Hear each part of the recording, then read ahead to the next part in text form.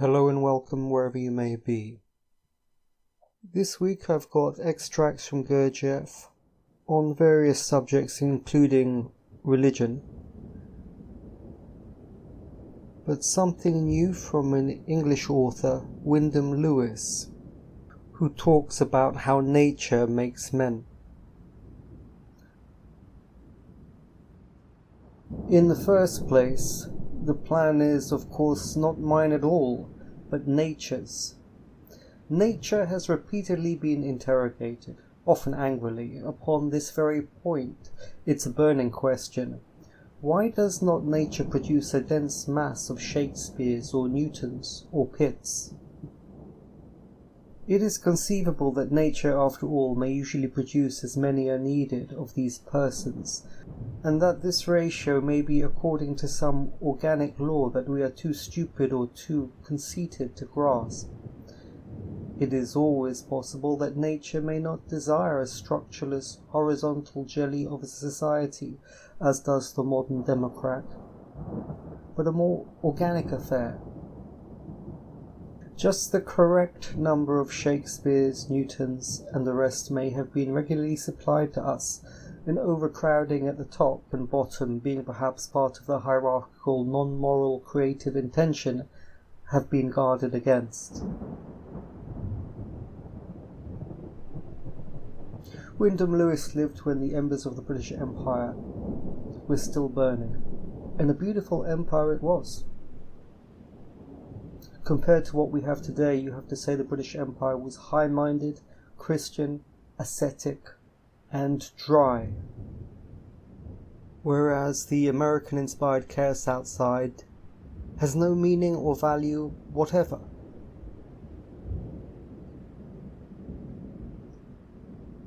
Gurdjieff had 7 children, do, re, mi, fa, sol, la, ti, do. And every time you make something, it's the next note in the octave. At least if you keep your aim straight.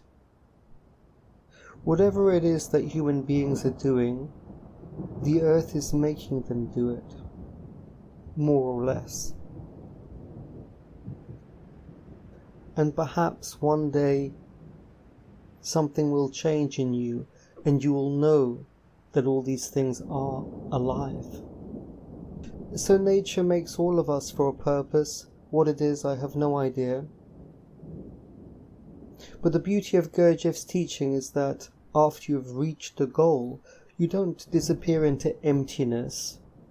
Neither do you re-enter normal life. You become the type that was created, the solar type, the cosmological type. Gurdjieff's must be the only teaching on this planet that gives you a hope of a future that isn't a dumb one where you sit on a chair on a platform and people talk about how amazing you are. And this week I had a lot of thoughts about what we call religion, about the Jews and Christians, and if it wasn't the Jews and the Christians on another planet, it would be somebody else. They've all got a story. They've all got a big reason. And it's strange how things can change in you, and you look back out into the world and just think that the level of people is rather low. Well, another thought I had this morning was why the soul is immortal. To be immortal means that you can repair yourself. And all the spiritual practices that you do is a way of repairing yourself, repairing your structure. And because you can repair yourself and evolve yourself, then you are immortal. If you cannot do that, then you form part of this cyclical seasons of the earth, and when it's winter time, you go down. So we see again that the path is about a higher intelligence, higher ability, all of which is very meaningful because if you're not going to become more intelligent, then there is nothing else. Let's listen to Ouspensky and Gurdjieff talk about religion. Among the talks of this period I'm describing, that is, the end of 1916, G several times touched upon questions of religion. And when anyone asked him anything connected with religion, G invariably began by emphasizing the fact that there is something very wrong at the basis of our usual attitudes towards problems of religion. In the first place, he always said, religion is a relative concept. It corresponds to the level of a man's being, and one man's religion might not be at all suitable for another man. That is to say, the religion of a man of one level of being is not suitable for a man of another level of being. It must be understood that the religion of man number 1 is of one kind, the religion of man number 2 is of another kind, and the religion of man number 3 is of a third kind.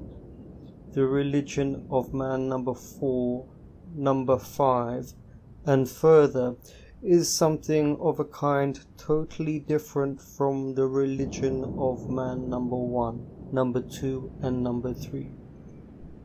In the second place, religion is doing. A man does not merely think his religion or feel it. He lives his religion, as much as he is able, otherwise it is not religion but fantasy or philosophy. Whether he likes it or not, he shows his attitude towards religion by its actions, and he can show his attitude only by his actions. Therefore, if his actions are opposed to those which are demanded by a given religion, he cannot assert that he belongs to that religion. The vast majority of people who call themselves Christians have no right whatever to do so, because they not only fail to carry out the demands of their religion, but they do not even think that these demands ought to be carried out. Christianity forbids murder, yet all that the whole of our progress comes to is progress in the technique of murder and progress in warfare. How can we call ourselves Christians? No one has a right to call himself a Christian who does not carry out Christ's precepts. A man can say that he desires to be a Christian if he tries to carry out these precepts. If he does not think of them at all, or laughs at them, or substitutes for them some inventions of his own, then he has no right to call himself a Christian. It's not easy for me to obey rules like thou shalt not kill, because it doesn't give me the opportunity to engage with anything. And I'm not a robot. But I do enjoy praying for other people, because then I can actively do something. And that's my approach with everything. Christianity is a very strange religion, because clearly they have tremendous magic power and ancient knowledge. But very much like the structure of our own bodies, which are quite amazing. They are so complicated and so fine and so invisible, allowing us to live without thinking twice about them, that we do not think twice about them. Gurdjieff says here that the whole of our process amounts to progress of killing. And I think that's a useful thing to research, to try and see where the whole thing is going in different contexts of life, different projects, different groups of people you are with. Where is the whole thing going? Try to think about that.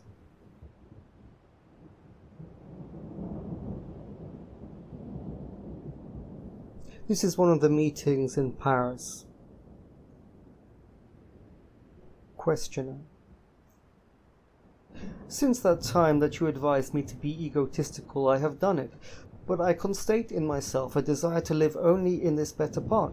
I would like to stay there always and ignore all the rest. I feel a great laziness invading me in relation to external life, and the smallest thing is for me a great effort. It is very good that this state appears in you. This proves that later you will truly become someone responsible, like a man, and I love you in advance for this. But now it is necessary to struggle without rest. You must maintain a constant conflict between this state and your understanding. The more you wish to do nothing, the more you must make yourself do. You must struggle unmercifully, and it is a struggle which will produce in you the necessary substance that you may, with my help, create in yourself a real I. But I am not able to have a conflict in myself, because you do not do. In order to take for oneself everything from this table, you have to go over to the table. Otherwise you will never be able to go further. You can continue to live like this 10 years, 1,000 years. You will never change. Even God, if he wished it, would not be able to help you. He would not have the right. Only you yourself can struggle against your laziness. There are two tendencies in you, but you sleep. It is necessary for you to get up and fight.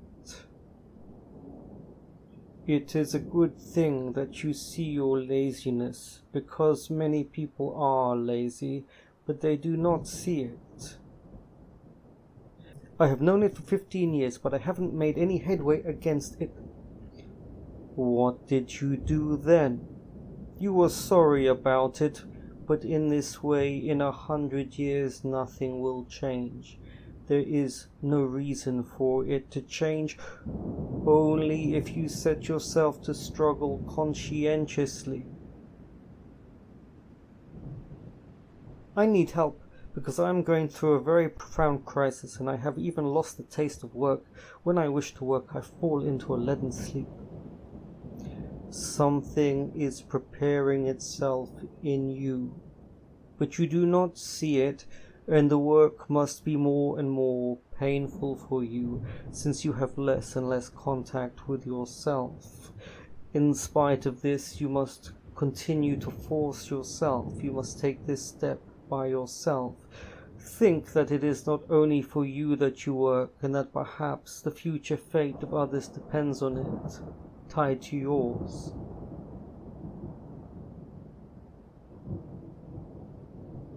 I don't have much to add to that, but for my own part I have many structured exercises, DVDs, courses, vast amounts of spiritual and religious speakers, thousands of lectures, and I listen to them frequently, and I allow them to help me, especially in my bad days, to keep things in a line, and to have regular practice periods throughout the day. And many of my practices I've been doing for many, many years. I know them off by heart, inside and outside. And this allows you to work in a line. The lofty goal of the fourth way is that you work without form and you turn everything into a practice. But if you begin like that, it's just a pure fantasy. We're only human beings and we live in a very discordant era. External support, regular routines, formal practice, using all available materials. I had no interest in these subjects at all. But then things started to fall apart, and I went to see my GP, of course, and I looked on the BBC for advice. None of that worked, and gradually I worked my way up, and it's been a long ascent. You all take care. Can't you stop talking about money? It's boring, Tony. What is this going for, Mike? Boring? What's boring? You're boring. Oh. Money, money, money, money, money, money. That's all I ever hear in this house. Manny, look at this Pelican Fly. Come on, Pelican. Oh, here he is. Frank never talked about money.